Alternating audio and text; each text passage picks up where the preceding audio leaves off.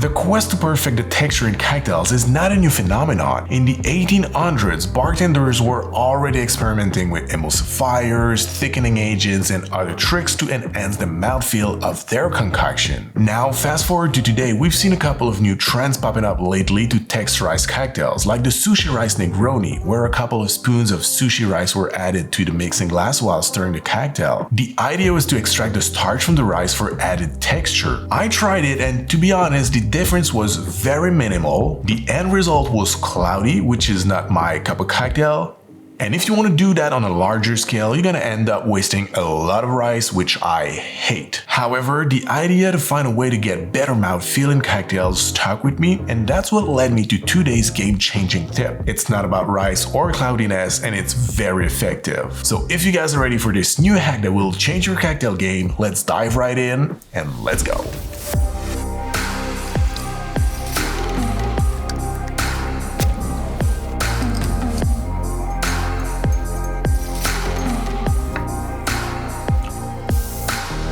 Alright, so you will see, my friends, this idea is very simple, and I mean, it's almost stupid. When I had the idea, I started to second guess myself because I was like, if that works, why I haven't seen that before? So I started to ask questions around to bartenders I know to ask them how they felt about the concept, and really, all of them welcomed the idea in a positive way. So ladies and gentlemen, let me introduce you to the Gomme Vermouth. We've been using gum arabic or acacia root powder for centuries now. That's actually what I was referring to in the intro when I was talking about the 1800s, but we've always been using it in syrups. So what about cocktails that do not ask for syrup, like a Manhattan, for example? The Manhattan is a great cocktail, no doubt about it, but I personally always felt it was a little bit thin, if you know what I mean. It lacks texture. So for that reason, over the years, I moved away from the classic Manhattan and started to embrace more the black Manhattan, because for me, the Amaro provides more body to the drink and it solves the problem I was having with that cocktail. But when I tried to add some gum to my vermouth,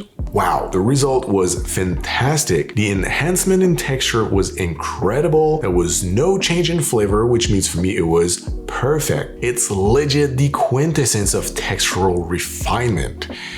That was a mouthful for a francophone like me. Speaking of which, a couple of months ago, I started a French cocktail YouTube channel for a spirit company in Quebec, and I've been having a lot of fun making these French cocktail videos. So if you guys want to see what that looks like, if you want to show us some support, that would be greatly appreciated if you'd go and watch some videos and subscribe while you're at it. The company is not paying me for saying this. They're actually not even aware I'm going to do this, so that would be awesome to make them a surprise and boost their subscribers count. So I'm going to link the YouTube channel in the description below. That being said, let's go back to our Gomme Vermouth, the technical aspects, and what you're gonna need to make it. I came to the conclusion that the ratio providing the best texture for the Manhattan is a 7.5% gum to vermouth solution, meaning you're gonna dissolve 7.5 grams of gum arabic powder in 92.5 grams of vermouth. It's important to note also that this ratio may vary depending on your personal preferences or the cocktail you're making. For example, I'm using 3/4 ounce of sweet vermouth in my Manhattan, so if you want to make a cocktail with more vermouth but don't want more body, you might reduce the gum in your solution, and the other way around, if you want to use less in your cocktail but still want to keep the same level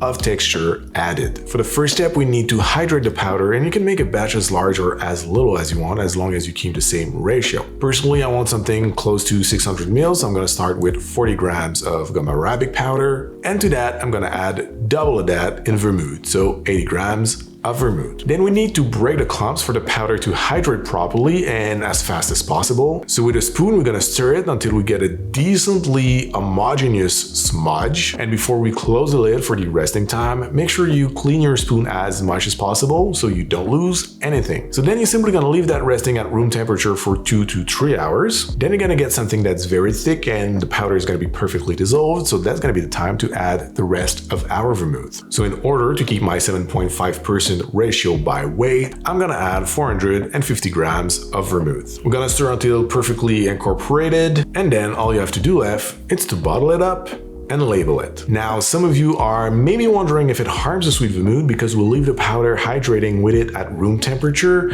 but really it's only a couple of hours, and I've tried it in the fridge. It's almost impossible to hydrate and dissolve the powder at that temperature, so this is the best way. That being said, I also tried it with Campari, which doesn't oxidize, and the result was exactly the same, which is perfect. So if you're more a Negroni fan, try it with Campari instead because the shelf life of this is forever. So now, let's give it a try.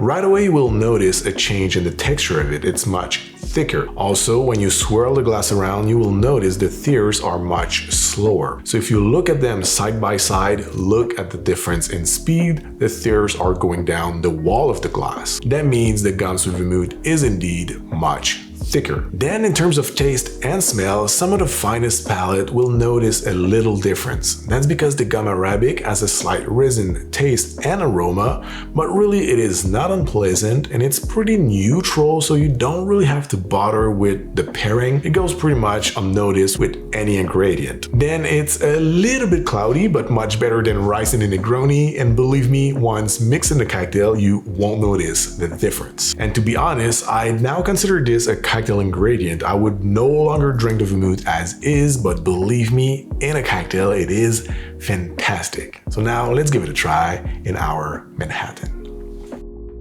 So we're gonna start in our mixing glass with 2 ounces of rye whiskey, 3/4 of an ounce of our Gomme Vemrouth, and 2 dashes of Angostura bitters. When using a small Japanese dasher bottle like this, always double up the amount. We're gonna fill the mixing glass with ice and stir it for about 60 revolutions. Strain the Manhattan in your favorite chilled cocktail coupe and garnish with a cocktail cherry.